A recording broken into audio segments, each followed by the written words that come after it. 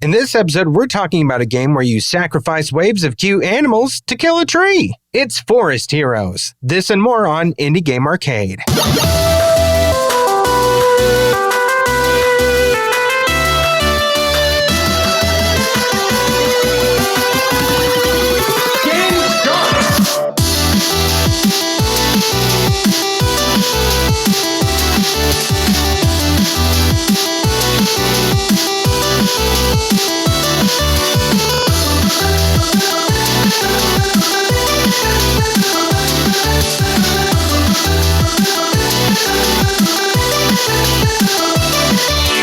Welcome to Indie Game Arcade, a podcast that deep dives into the latest and greatest indie games. My name's Chris. I'm Joseph. Joseph, how you doing in the heat? Is it as hot down there as it's been up here? Just hot and muggy? I'm used to the heat. It's a True. little muggy, but it hasn't been too bad. And since I play video games pretty much as my entire pastime, I don't go outside that much. So Yeah. I don't know. I don't know how it feels today. We did something really stupid where we spent like the entire weekend outside because my wife and her friends, God bless them, they had planned a little getaway trip for us like months and months in advance. Then it's like, we're hearing on the news and everything like, oh, the corn is sweaty now. And it has made everything in the Midwest so hot. And then lo and behold, we go to the place we're staying at and it's surrounded by the culprit. We're just By in sweaty corn? Yeah, we're just in a little Verbo surrounded on all sides by the sweatiest of corn, just everywhere. What does corn sweat smell? Does corn sweat smell? Yeah, it stinks. Is it like, It what does straight it up smell stink. like? Is it like human sweat? No, it smells like just straight shit. Oh, It smelled terrible. wow. Yeah, it smells like dirt, like dirty poop smell is what it smells I think like the only time you could use a sentence, or you could use like, I'd rather be in a sweaty locker room and it be true. Yeah. Because that would probably have smelled a little bit better. It would have been much better. And then we get home, at least the Verbo had air conditioning. We come home, we don't have air conditioning in our house because Minnesotans, I don't know what everyone was thinking. They're like, let's build every house with no AC. That'll be smart. So now it's like, 90s, 100s. No one has AC. So we come home to our nasty house and it's all sweaty. So believe I'm sitting here practically wearing nothing, Joseph, except my brand new Indie Game Arcade logo hat, which you can get by visiting our website and going to merch. It looks stylish. Yeah, why don't you put that up on Instagram? Just you completely in the buff, except with the hat on. Yeah, I'll put the hat right where it needs to be so that it doesn't get taken down. Yeah. Let us know in the comments if you want that photo or if you want a whole calendar. I'm gonna go to the comments immediately and just like nix that real quick. Say no, please no. Don't do it. Yeah. Something we will do, though, is talking about some video games. Our main topic for today is Forest Heroes, as we said. Game start! So Forest Heroes was released in early access, actually, December 6th of 2024. But the full release just took place on July 17th, the date that every game in the entire world was released this past summer. Of course. Yeah. Yes. Developed and published by Hooju Game Studios, which I just imagine an owl. I don't know. Maybe it's because of the Who. I just imagine a little owl making games. It sounds like owl gum. Hooju. Like if owls had a gum. Hooju. It's their hoochu. Yeah. Or like Big League Chew if owls also smoked, or if they also chewed nicotine and just needed a gum replacement. It's like what it feels like to chew Hooju gum. Ooh. It's just like a freaking tree shattering instead of like a little thing of ice.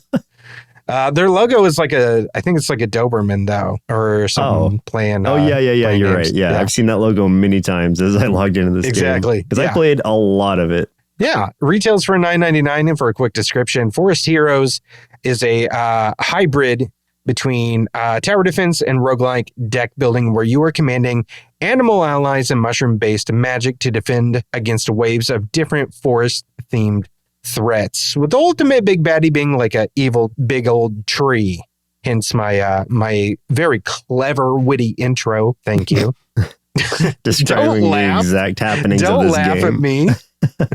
I played quite a bit of this too. Probably not nearly as much as you, but I did beat it twice to your probably like dozen times. But still, I was proud of my accomplishments. Like I was looking at how much it says I played it, and it was only about 10 hours, which is a long time, but in game time, it's really not that much. It just feels like I played it a lot because I was super into this game for like the entire week. Yeah. It's super cute too. Like I know we had brought this up a few times on, some of the past episodes and stuff and talked about, the look and feel of it and everything. And like, I love the art style of this. And I was kind of comparing it. You were comparing it to Wild Frost. I was comparing it to Tea Turtle, the clothing company. And I think both are very correct in that way. It's probably like if those two had a baby, those two art styles. I played it for 2.5 hours, which is 10 hours in dad gamer time. So it's about the same. It's about the same amount of time. Yeah.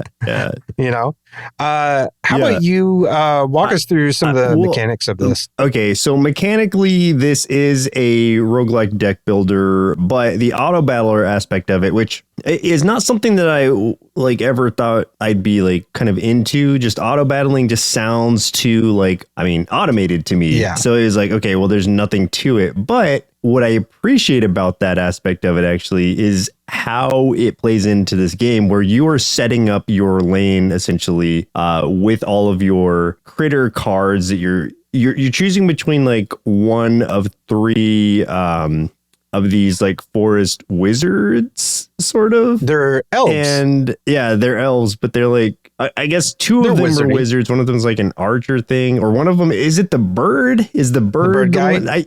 Yeah. Okay. Yeah, because he got transformed into a bird, right? That elf did. That's like the lore behind it, and he's riding on like a hunter's shoulder. He's on his head. Yeah. So the guy, the main dude, is not the actual like elf. He's just a human with a gun, and you are a wizard bird riding on his head, and who got turned into a bird. Yes. Yeah. So but the bird's in charge. Just know that. He is the best character, though.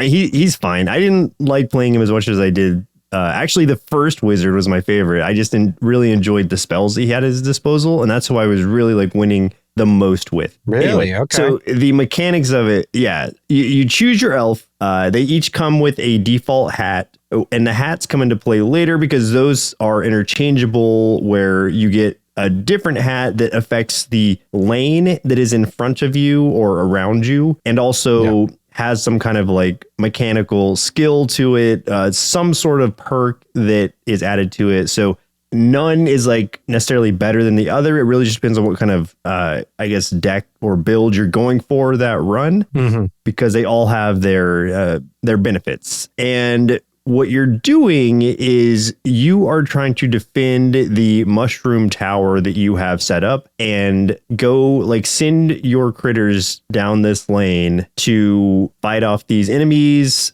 take out the boss of each of these sections. And then at the end of like the third section of it, they're like, does it go? It's three. No, it's a whole day. That's what it is, because it's like morning, afternoon, and night or something like that. I don't remember the exact phrasing of it, but there's 3 segments, 3 battles for the first 2 segments, and 2 at the end. The very last segment is the tree boss that you were speaking of, and it gets progressively harder as you go, but you are also getting progressively stronger as you're getting more cards added to your deck. Getting some passive abilities from your hat and or other sort of items that you're picking up along the way. Some items are more general for everyone, and some are specific to each of the individual critters. They have like at least 2 each, which I thought was a really cool mechanic that I found very appealing, especially when I was doing something like, okay, I have a lot of these like phoenixes that when they die, they come back. And after a certain amount of time, instead of you having to resummon them, they will just automatically come back after a few seconds.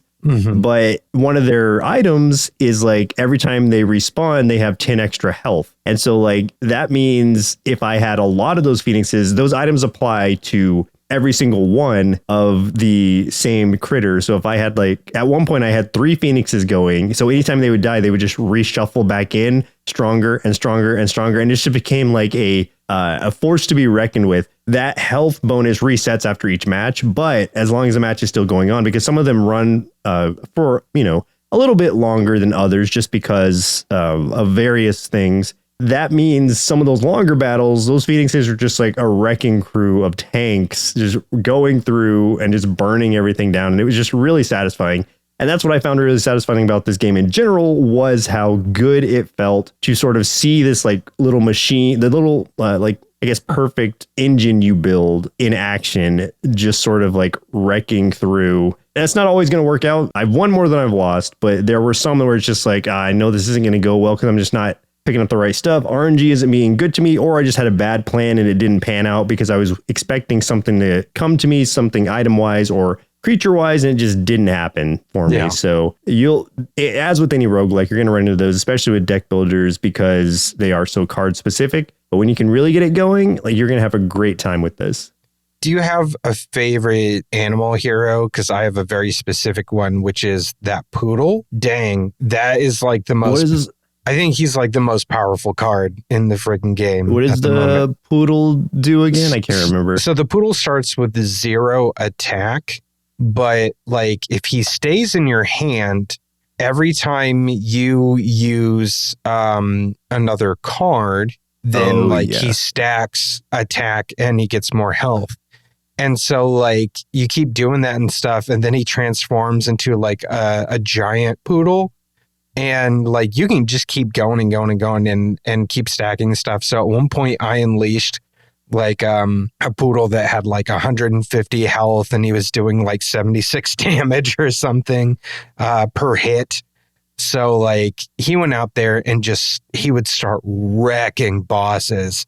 So like the last game that I won, I was like, all right, I got him in my hand. I'm just gonna save him till like Tree is awake, and I did that, and he was just like, by the time we got to the tree moving around and stuff, he just pretty much walked up there and just destroyed the tree in a few hits, and it was over.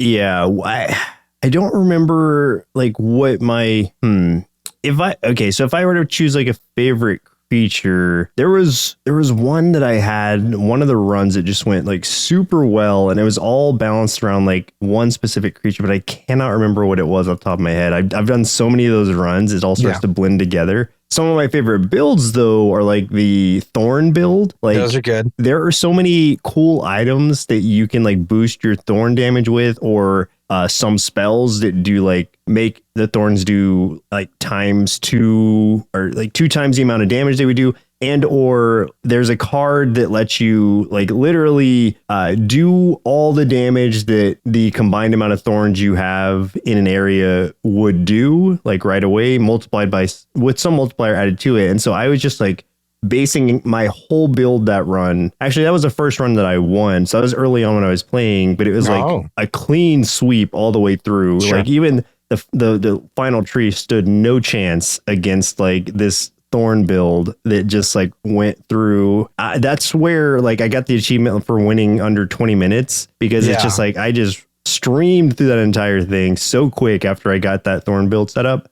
And so it's not something I did again after that, because I wanted to, change it up and do a variety of different things. But that was one of my favorites, at least early on. As with any other roguelike, you can add those like difficulty modifiers after you start winning. And that's how you sort of like continue progressing after you level up your elves all the way to, I think level 5 is like their max level. And after that, you have to start doing those extra challenges to unlock new items for them, or just new items in general for the artifacts that you pick up along the way. So that's where that starts. So I think I got to level 4 or 5 of the difficulty thing, and I beat all the way up to that point, and then I was like, how many are there? Because I was thinking maybe there were like 10 max, but then I saw that there's an achievement for like winning like 15 times, and I was like, nope, I'm not going to do all that. I don't want to, like, as fun as it is, there's only so much of the same thing that I can do as it gets increasingly more difficult before it's like the fun part is subtracted for me. And then it just becomes like it's just like, do I have the willpower to continue playing this over and over and over and over until I can just like luck out because of all these stacked up difficulties against me?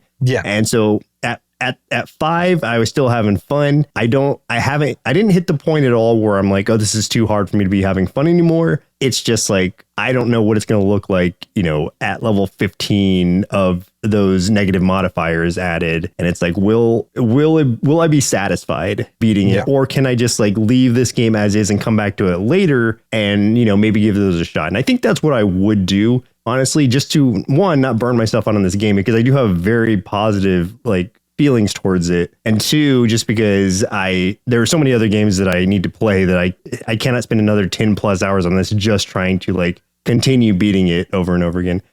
I want to quickly bring up, just because I was thinking about it, another build that I did, which was, it was just basically built around getting more I don't remember what the term is in this game, if it's mana or whatever, but you know, the currency you're using to do the summons for the animals and stuff. So like what I was doing was taking artifacts and upgrades and stuff like that centered around giving me more of that stuff.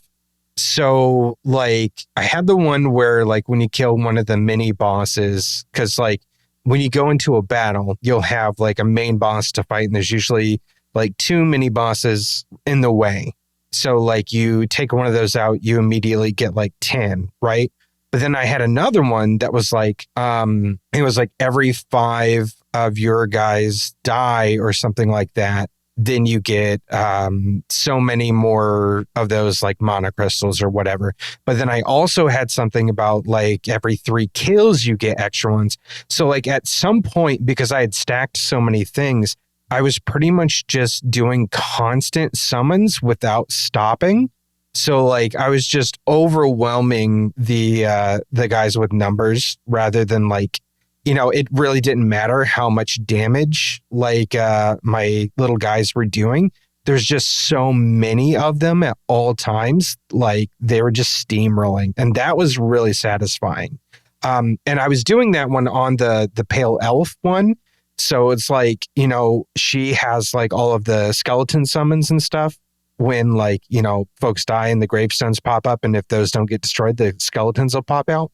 So it's like even more like creatures aside from me having to physically summon were going. So that was nuts. I had so many characters on the screen at one time. It was so fun. Yeah, speaking of the Necromancer one, that was one of the builds I really had a good time with too, which was like a pure skeleton build. And that was centered completely around summoning as many graves as I could. And as you level her up, like she gets some that it's like summon, I think it was like 20, or no, it was like after a certain amount of time, something like you summon like 20 graves. And it's like, so that stacking with like different multipliers to get more graves out. Then I had a card that was like every grave has a chance to spawn 2 skeletons. And then it's like, and you don't have a limit to the amount of skeletons you can have out. So it's like to your point, having so many things on the screen at the same time, the skeletons specifically, and you can, through use of different items, make them stronger, not in the same way you can these other units because they're temporary units. And then you can also, oh man, but there are just so many of these little things that, like I can go on and on about, but basically like there are just some builds where it doesn't feel like you're breaking it at all, because there's still a good chance that you could get completely overtaken by something. Like there are some where I was feeling real good about it and then run into something where it's like, oh, this whole lane is like poison enemies or enemies that are poisoning me, and that is completely crippling my idea.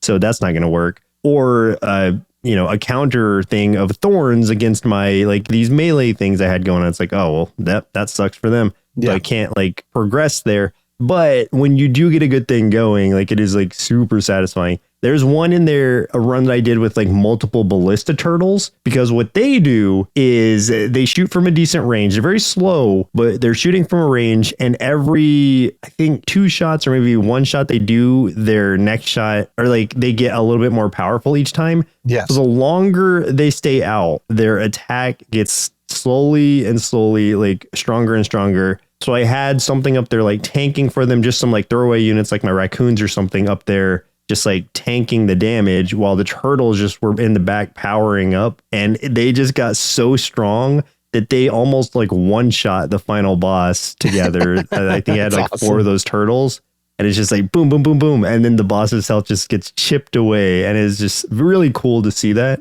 But it's, this all is to say, like, all these units have these really specific things about them that are just really fun to toy around with and experiment with. And there are different items they can get to equip to them specifically. Even they can get hats, and the hats do show up on them, which is also very cute to see these like weird animals in their little hats. Oh yeah. So there's so much that I like about this game. And I feel like it is one of those that is not going to take up a ton of your time, unless, like I was talking about earlier, you decide you really want to go all in and beat all 15 levels of difficulty. But if you're just going for like a straight playthrough and you want to just go through a few times, level up all the characters, whatever, you're going to have just a solidly good time. It's a short experience. Like I said, I beat it in under 20 minutes at one point, but I would say you're looking at about 30 minutes. Maybe not max, but around the 30-minute mark is probably the average of how long these are going to take. And so that's quick for a roguelike anyway. And it's just cute to look at and really fun to play. So I have nothing but like positive things to say about this. If I had anything that I wanted to like, not even say as a complaint, but I just wish there were more to it. Like that there were either more characters to play or just more things to unlock. It just feels kind of compact to me, and there's nothing wrong with that. I just like the system of it so much that I wish it was a little bigger. Yeah, I'm the same way. I kind of wish there was more levels with like more final bosses. I just want more things to do, and that's it. So yeah, I just want more game to play. Exactly. It's just such a good game that you want more of it. And it sounds like selfish even saying that, but just like if they had an expansion for this that came out at some point, it's a complete compliment. Nothing wrong with the game except that it's just like I just need more of it. That's all. Power up! Hey, if you're enjoying this episode so far, do us a favor and throw us a like, a follow, a share, or share the episode or the podcast with folks who love indie games so we can get more of these game recommendations out there and support indie game devs.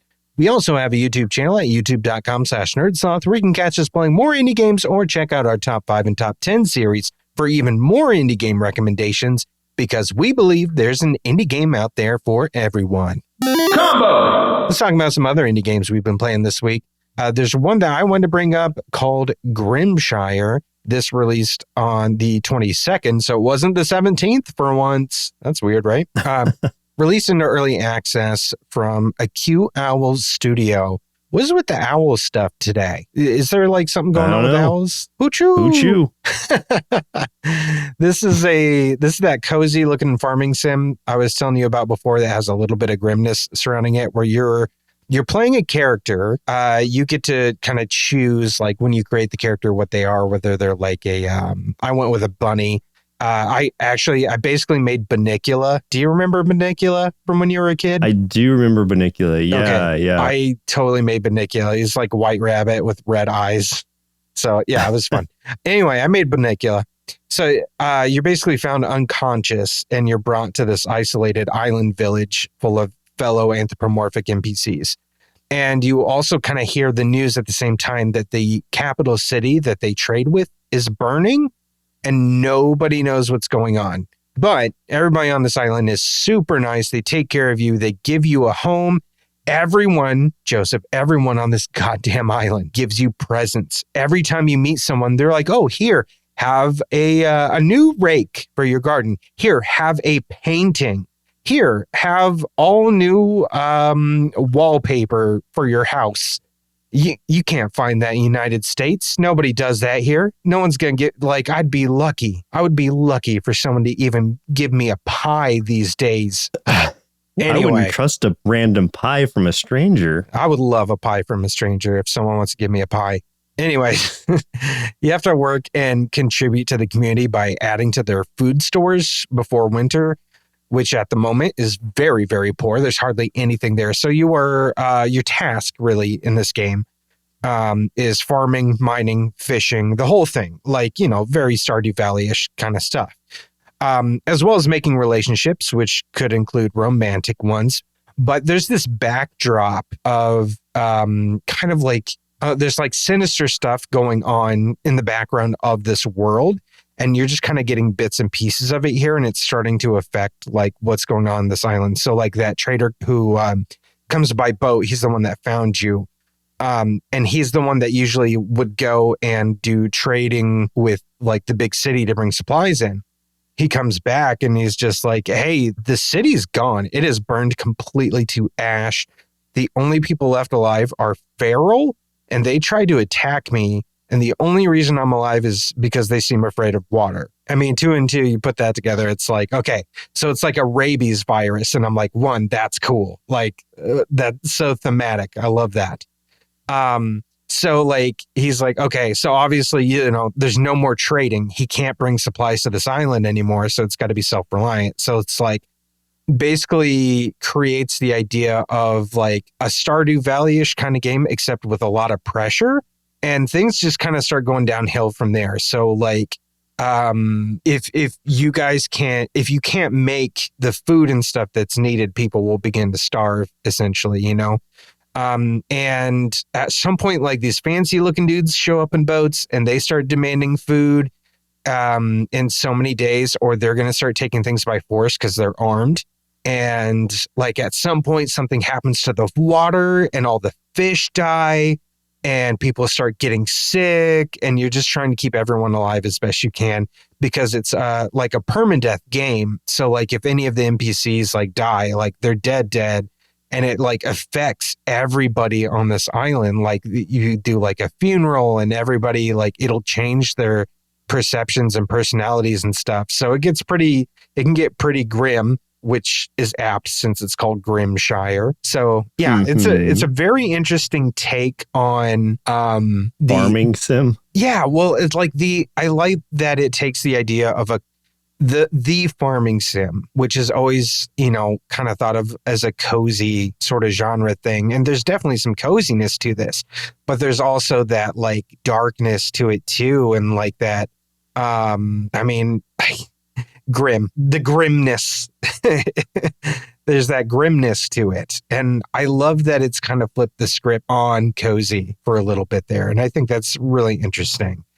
Now, myself personally, I wish they would have taken it much, much farther than if it's like a rabies kind of virus thing, like I want to see that. I want to see what happens when that virus gets to the island. I don't think that happens, but I could be wrong. But that's like, I want to see it. If it's going to go a little dark, I want to see it go dark, but that's just me. Well, I don't know. I don't know if that was going to get me to play a farming sim. The only thing that got me to play Animal Crossing even was a worldwide pandemic. So short of that happening again, I don't know. Hey, man, if I'll be jumping into this. You never know. We might be on track for another one. We'll see. We'll see. In that case, then Grimshire will have my attention. There you go. And you can make Banicula. I recommend it. Yep. You recommend it. Okay. It's kind of funny because like when you get found at first, like you get found with like another person who has like a lot of wounds on them. And, I'm sort of like, just for funsies, I'm kind of in character playing Banicula, and they're like asking me like, do you know how she got all those wounds? And I'm like, no. Yeah, this rabbit with fangs and red eyes. No idea what you're talking about. No, I think she was just born that way. That's rude for you to ask. No, it was fun. What about yourself? So the only other game I really played this week, aside from a lot more Peak and a little bit more Beneath Orisa, is The King is Watching. Oh, how is that? Okay, so I haven't played a ton of it. I've only played the demo, but after playing the demo, I am convinced that it's going to be an obsession for a little while once I do jump into it, because it is satisfying in the way that any of these games with like really cool mechanics are, it's going to like take up my time in the same way that Forest Heroes did, but probably more so because this seems a lot more expanded and it is more complex than that. It's a strategy city builder tower defense roguelike.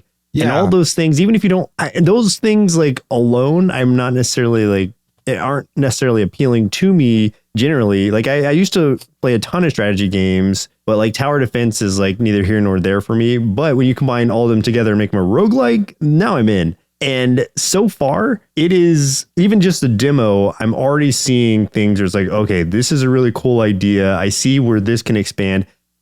I see how builds can be made in the same way that Forest Heroes has it, or any roguelike where it's like, oh, cool. Like, I wonder if I focus just on like these units and try to power them up, how that run would go.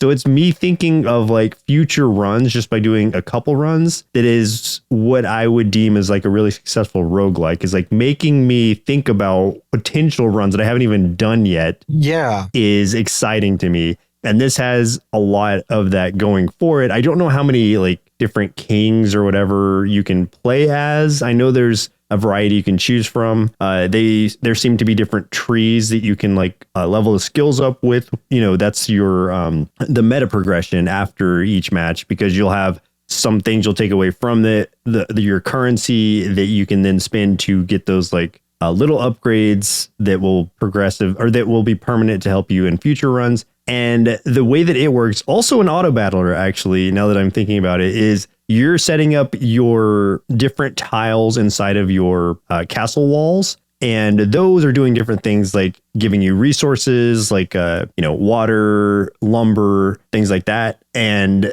then you're building things to create units, starting with peasants and then going from there and just trying to like continue getting a good sort of build process going. What's interesting about this is, even though like I don't know how many squares there are per castle, but I'm going to say there's at least 12 that you're starting with.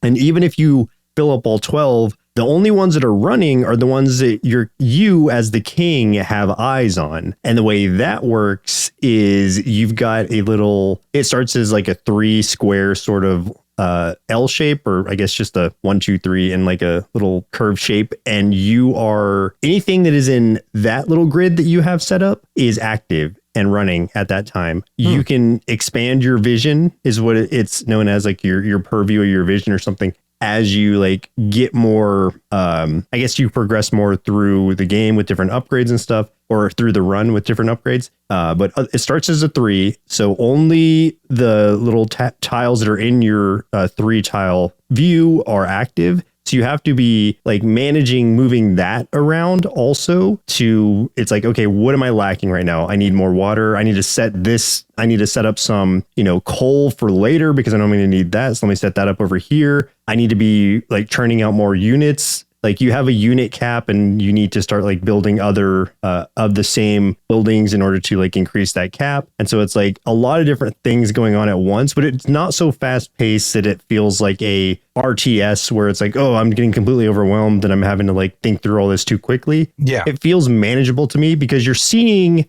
at the top of the screen where the little flags at the top of the screen are like when the next wave of enemies is going to come. And so you have time to prepare for that. And it's a kind of a micro enough scale that it's like, okay, I don't feel overwhelmed by the options here, but I can see how like as it gets later in the game, like if a giant troll comes in this next run, he's going to just crush everything that I have going for me right now. So I need to prepare for what might be coming next. There are things that you're getting throughout the run that are like, what is it called? I don't remember what it's called, but it's like you're talking to like a fortune teller basically, and she's giving you a preview or like a foresight into what is coming next. And that's how you're choosing like how you're sort of setting up like what the next waves of enemies are going to be and what items are going to provide or what like treasures they'll provide if you beat that wave. So it's like obviously the harder of a wave you set up for yourself, the better treasure you're going to get. So that's a risk reward there. But it's like,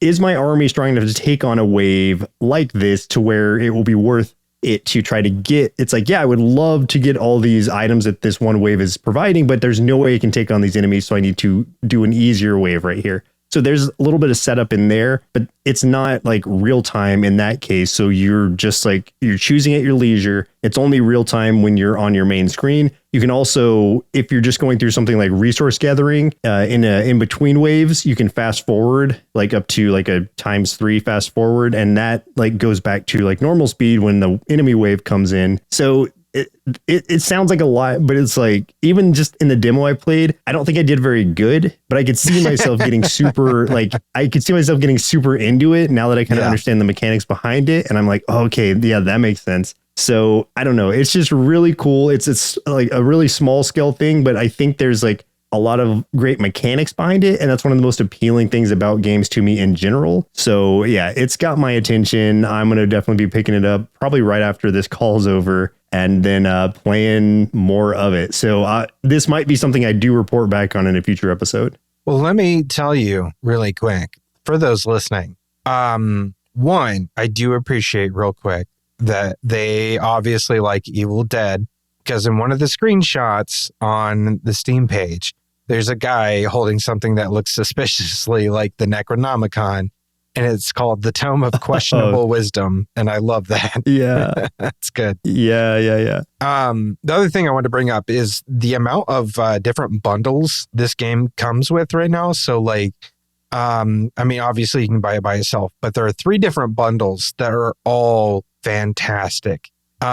So there's one bundle that comes with 9 Kings, which is that one that we talked about, like, I think it's been a couple months now, but 9 Kings was one that I played and I had a ton of fun with.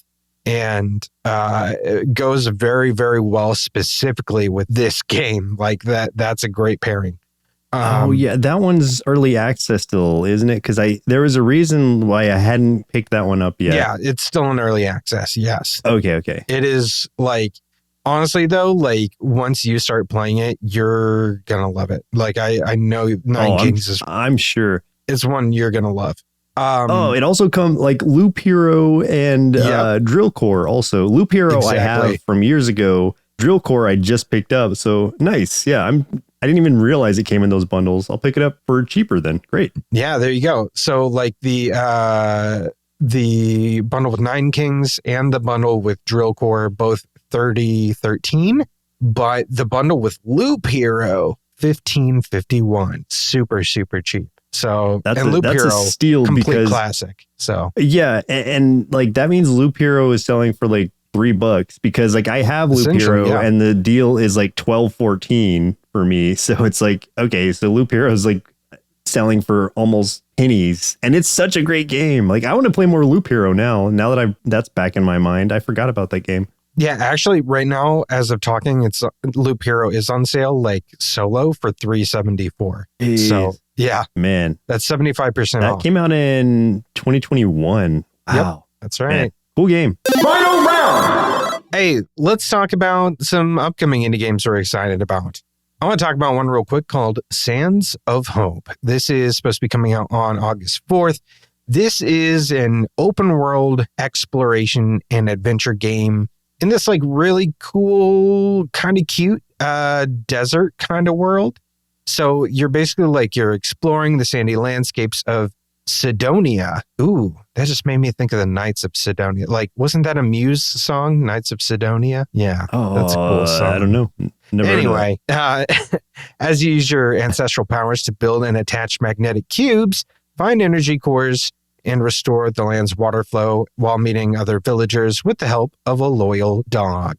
It's like kind of like an isometric viewpoint, and it's like I don't know how to describe the aesthetic properly. Like it's just got like this really interesting blend of it makes me feel like a little bit of like a Zelda-ish sort of look to it, or maybe like more like Tunic in a way, like just the vibe of it, but more in a pixelated kind of thing. And I'm not talking like it's straight pixel art, but like if you look at the artwork, you'll see what I mean.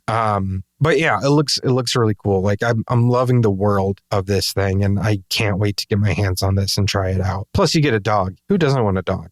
And that's Sands of Hope. Yeah, Sands of Hope. All right. Check that out. One that I am kind of interested in, but I don't know for sure if it's going to be early access or not. So that's where I have a little bit of pause. Is one called Holy Shoot, and it is a buddy. What's up? Oh, yeah. Buddy, I'm going to talk all about it on the next episode. I promise you. Oh, really? Okay. Yeah, well, I can not talk about it right now.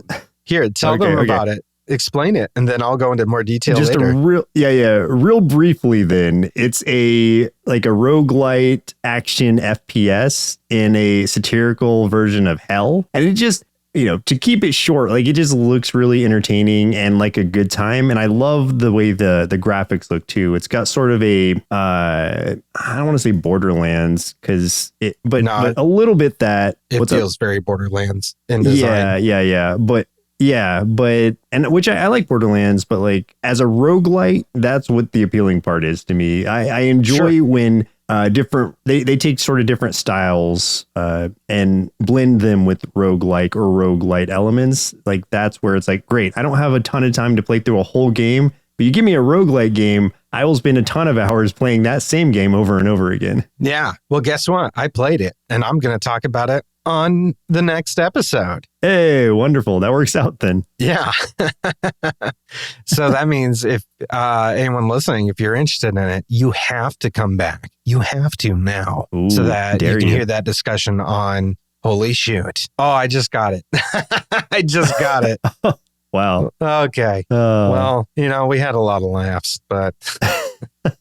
Game over. If you had a good time listening to this episode, stick around for the bumper to learn how you can help support the show and all the things we do here at Sloth Creative. You can also check the show notes for our link tree, which will take you to our social media, Discord, subreddit, merch store, and tons of other cool stuff. You can get a hat. You can get a hat with our logo on it, like I'm wearing right now. You get in touch with us. Let us know what indie games you're playing and help us to elevate these games so we can help support indie game devs. But that's game over for us. My name's Chris. I'm Joseph. And we'll continue on the next episode. Continue. Indie Game Arcade is recorded and produced by Sloth Creative. If you're looking for more gaming content, head over to youtube.com/nerdsloth for indie game let's plays and recommendations. If you'd like to support the show, head over to patreon.com/nerdsloth, where you can select a pledge and receive access to hundreds of hours of bonus content from everything at Sloth Creative. If you're an indie game developer and would like us to review your game or explore other opportunities, send an email to nerdslothcreative@gmail.com with the subject line Indie Game Arcade. Thanks for listening, and keep supporting indie game devs.